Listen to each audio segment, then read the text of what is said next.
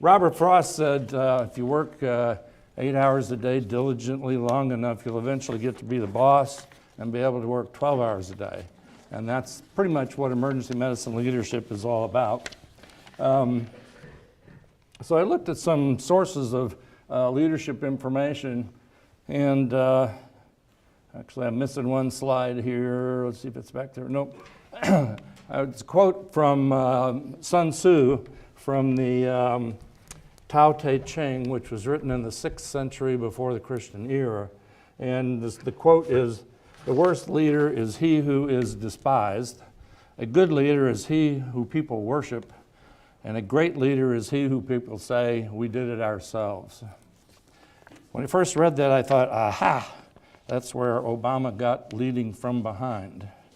But then after further reflection, I could see, no, really what Sun Tzu means is that you lead very inconspicuously, by example, by supporting your team members, and by giving credit to others rather than to yourself. Sun Tzu is also the guy who said a journey of 1,000 miles begins with but a single step, which is a pretty powerful quotation as well. So if you could read just one leadership book, the one I would recommend is Fred Kaufman's Conscious Business. Fred was an MIT professor of engineering and is now full-time in the consulting business. But this book, for me, I spent 45 years trying to teach myself how to be a leader. This book touches on every aspect of information that's been useful to me over 45 years, so I really strongly recommend it. Some of the quotes from the book I think resonate with what we've been talking about. I won't read them. But the last one from John Buchan, the task of leadership is not to put greatness into people, but to elicit it, for the greatness is already there. Remember we talked about hire fire and how that didn't work, but inspiration is really what your job is. And I've learned that that is absolutely the truth, that there is value in every single employee, and it's your job as a leader to figure out how to help them express that. Oh, there's my slide. Just out of order a little bit. Okay.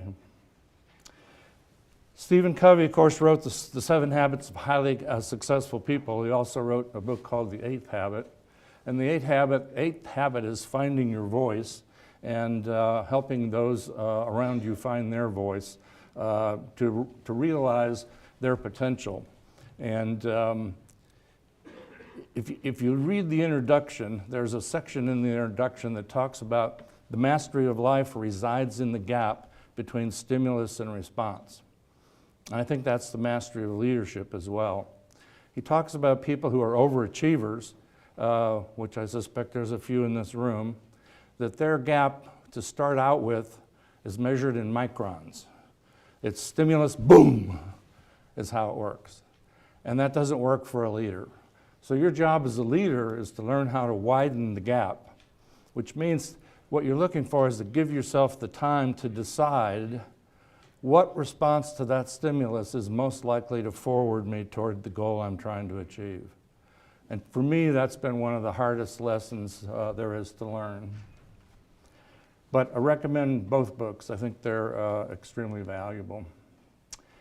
Okay, so if I had to pick 6, the ones that I have to start with is get to know yourself, learn how to be conscious of your own limitations and hot buttons, and how to compensate for them. Dysfunctional people are very good at figuring out what your hot buttons are, and unless you're aware of them, you're liable to get significantly manipulated in trying to manage people. Take care of your behavior, because the leader's behavior it reflects the culture of the organization. And some people react negatively to the word culture. All it means is how we do things around here. And what we're trying to pass on to each new person that joins the group is how we do things around here and what the culture is. If you looked at the subtitle on Conscious Business, it's Building Value Through Values. And values are really what determines your culture. We talked about the autonomy, mastery, and purpose. And purpose is essentially the values that your organization is going to uphold in the process of moving from its current position to achieving its vision as it improves. And actions always trump words. So what you do is much more important than what you say. My advice is to listen to yourself about who is talking, how much is talking. If you're doing most of the talking, you're probably not being effective as a leader. And in order to be an effective leader, I think you need to constantly solicit feedback from the people around you. It's painful, to hear it. Let them give it anonymously if they feel they must. But I think that's the only way that you learn how you're perceived by others and then have the opportunity to put the fix in. We were talking to somebody at dinner last night about one of the dilemmas of being a medical leader is in every organization, gossip is poisonous. It absolutely kills the organization. And somebody was talking about the slow doctor being on. If that problem doesn't get dealt with, what happens? The nurses start talking about, oh God, Ron's on today. I don't know if I can face that. So if the conversations are not brought to the surface, they go underground in the form of gossip.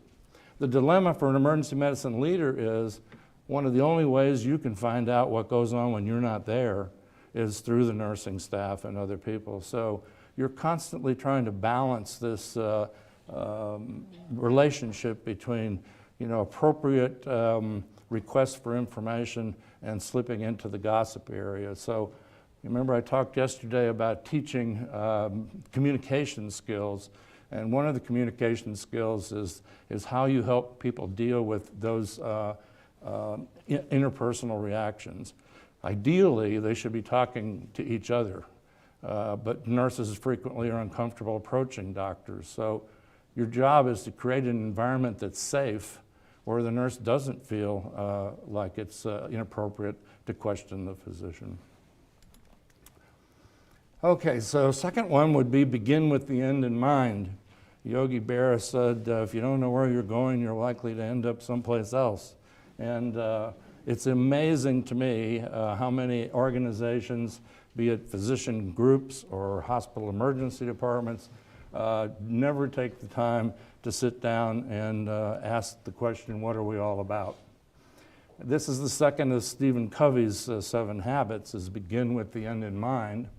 And you can't really hold people accountable to achieving a vision that they've had no part in creating. So part of the vision, mission, value exercise is really to involve everybody in the department, all the way down to the registrar and the housekeeping staff, if you can possibly get them. And you oftentimes use an outside facilitator so that it doesn't appear that leadership is dominating the discussion. So many hospitals, the C-suite meets, they create a vision for the hospital, they put it in a real fancy frame and they hang it up in the hall, and then it just draws dust. That's all that happens.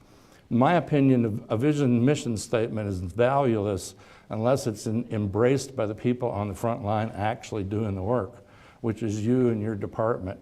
So I think every department, every product line, if you will, should have its own mission, vision, value statement. And those usually get distilled down into just a vision statement. So I recommend that you then conduct an annual review of that. And what you'll find is in the course of the year, some problems have come up that your vision statement doesn't address, or the marketplace will have changed and you need to modify what your priorities are.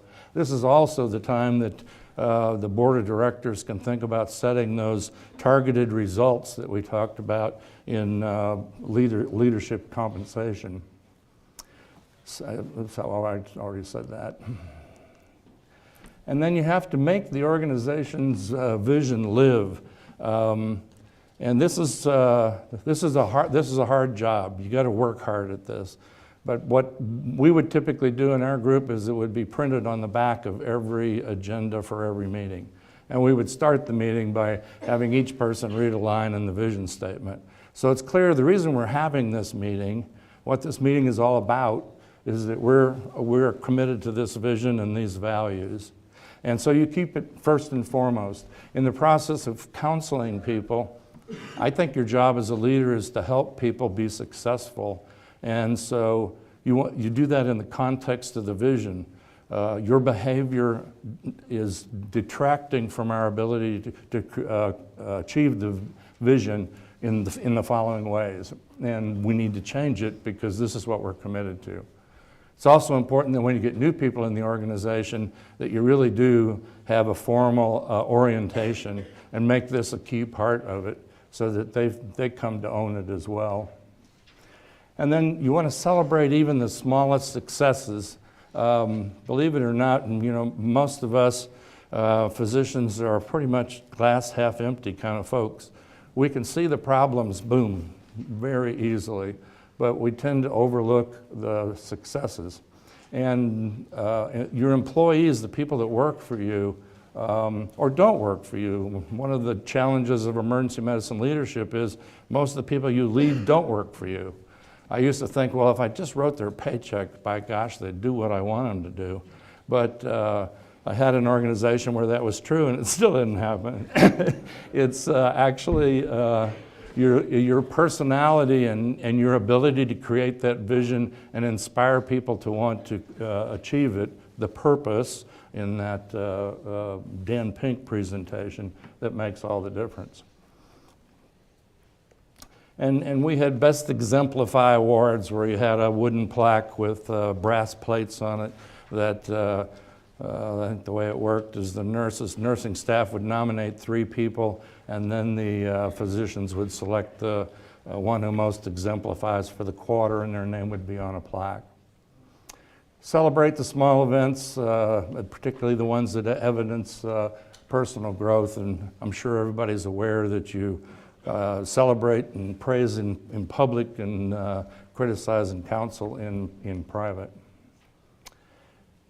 The fourth one is important, I think, in that what's missing in so many organizations is accountability. And you need a system that assures accountability for you to be able to do your job.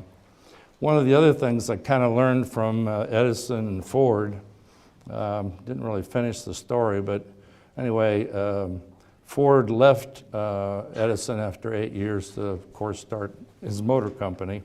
But while he was there, you remember that Edison created all of his inventions based on DC power. And DC power, that's the negative of it, is it can't be transmitted very far. So every so often you had to have a new dynamo, to replenish the power. And part of Ford's learning about an assembly line was based on duplicating these dynamos in exactly the same way so that the people who took care of them knew exactly what dial was. Nikola Tesla, on the other hand, who we hear a lot about now about Tesla cars, came up with alternating current, which can be transmitted over long distances without repeat replenishment. And those of you who try to manage multiple facilities, what you'll find is that you can't be there. So you have to come up with a system that duplicates how you would handle it if you were there, and to have a unique set of communication terminology, I think is helpful. What we used was something that's in the book called Messages, but the book has a whole variety of different communication conventions. It doesn't matter really too much which one you pick, but you just need to pick one and use it. And what we used was requests, promises, and by-whens. So the request would be, John, I need a copy of the Charge Master by Friday at 5 o'clock. Are you willing to do that? And people have to be able to say no in order to say yes with enthusiasm. So there were 4 responses to that request. Yes, no, I need more information, or I have to ask my wife. was the fourth one, or my spouse.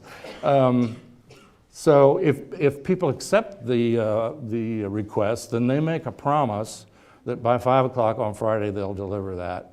And you record that in writing so that everybody in the group can see that. And you set by 5 o'clock Friday is the by when. What happens in an organization if Friday 5 o'clock comes and goes and you don't have a copy of the charge master? What's your conversation as a leader? Oh, well, that John, you just can't depend on him. If you want something done, you got to do it yourself. All kinds of negative stuff comes up. So one of the other rules in your communication convention is that you don't miss a deadline without renegotiating the by when. So the person could call at 4 o'clock on Friday and say, something's come up, I'm not going to have it for you, but I'll have it by Monday. Though it's very subtle, what this does is it builds a muscle in your organization of trust. That if you ask for something, they agree to deliver it, and a by when, you can depend on that to happen. And people know that if they don't deliver, there's a consequence, which is the public disapproval. So strongly recommend some kind of a unique communication convention that assures accountability. And we already said shared accountability never works, because when it doesn't happen, this is what happens. It was the other guy's fault. So it has to be one person, one task. And then the basic unit, I think, of group governance and improvement is the project. The Director's Academy, the fourth phase, the last phase, is that the individual has to create a project, build a team, complete the project, and write a project report. I've written a short primer on project management that each of the candidates gets. If you're interested in having a copy of that, just email me and I'll send it to you. But you want everybody in your organization to participate in project teams, and eventually to learn how to lead the project team, because that's how you're going to get things done. And you want to create a culture that encourages everybody to. One of my partners used to say that content grinds up context, or context grinds up content. And what he meant by that is, over time, if your culture is one of accountability, those people who don't want to be held accountable or don't want to participate in these things will deselect themselves out of the organization. And those people who resonate with being accountable and accomplishing things will adhere to the organization. 5, don't procrastinate on hard decisions. This is a real issue between the medical leader, the physician leader, and the nurse leader. Periodically, you've both got problems with the other person's employee or associate, and agreeing as to when something needs to be done about that is better done sooner than later. In my experience, I can't recall an instance where delaying anything ever got better. It always got worse. So it's better to step up and address it in advance. And that means that you have to be certain that you are transmitting the proper information, so that you don't go, well, let's see, you didn't do that. Maybe I didn't ask it right. Maybe I wasn't clear about what I wanted. So a key part of managing that is setting clear terms of satisfaction. You know, we will have 0 tolerance for lateness. You're late one more time, you're terminated. Here it's in writing, like you to sign that. And so you let them know that there's a specific consequence for that behavior. Then you're clear about what the terms of satisfaction are, the individual's clear, and the consequences there, and the individual can make a choice, whether they want to play or don't. Delay costs credibility all around. We talked about the older partner and not being able to get him moved along, or her. That is a key instance of delay costing credibility. And then lastly, everybody from Eisenhower on down has said that the key to being an excellent leader is that you should consider all failures to be yours and all successes those of somebody on your team. It may not always technically be true, but it's the most powerful way to look. In Covey's 8th habit, he talks about 5 cancerous behaviors, and those cancerous behaviors start with blaming. And usually when something doesn't happen in the organization, our first reaction, if we haven't worked on our gap, is to look for who's to blame. And that's a very disempowering approach to it. What I try to do is say when something fails, how did I fail to delegate appropriately, to support the individual, to spot the fact they were going through a divorce and needed some special consideration or whatever the issue was. I took it to be my problem first and theirs second. And that's very powerful in an organization, builds a lot of trust. And so we get back full circle to a great leader makes people say we did it ourselves. And that's all I have to say about that.